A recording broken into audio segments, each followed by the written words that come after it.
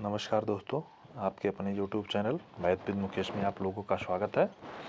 आज हम लोग मुग़ल काल के बारे में पढ़ेंगे।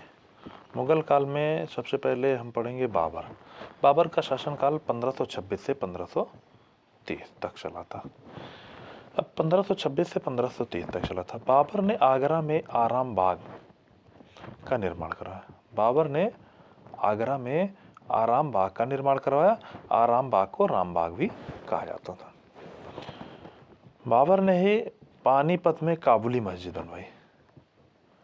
बाबर ने पानीपत में काबुली मस्जिद बनवाई और भारत में सबसे पहले चार बाग शैली की इमारतें बनवाई। बाबर ने ही भारत में सबसे पहले चार बाग शैली की इमारतें बनवाई। अब चार बाग शैली की बात आती है तो चार बाग शैली क्या होती है? चार बाग शैली का मतलब होता है कि आपके घर के चारों ओर बाग बगीचे लगे हों, यानी कि चारों ओर आपके घर के चारों ओर पेड़ लगे हों, तो इसे कहते हैं चार बाग शैली।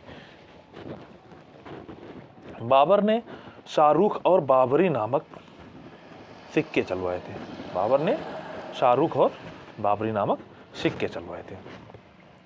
बाबर ने तुर्की भाषा में बाबरनामा लिखा, जो इसकी आत्मकथा है।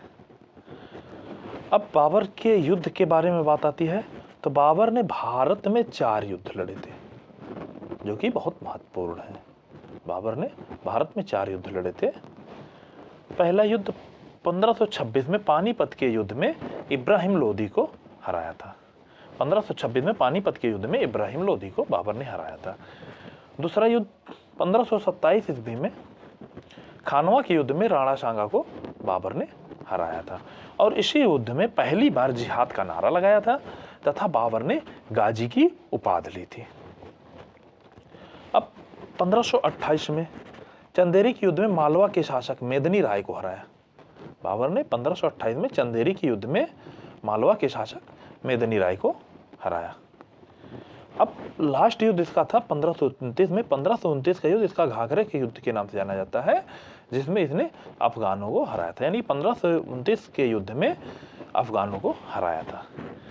1530 में बाबर की मृत्यु हो गई। अब बाबर के बारे में एक चीज सबसे ज्यादा चर्चित इस समय की बात है, बाबरी मस्जिद का चर्चा बहुत ज्यादा चल रहा था। तो बाबर का सेनापति बाबर के नाम पर अयोध्या में बाबरी मस्जिद का निर्माण करवाया था। इतनी ही घटनाएं बाबर के जीवन से अति महत्वपूर्ण थी।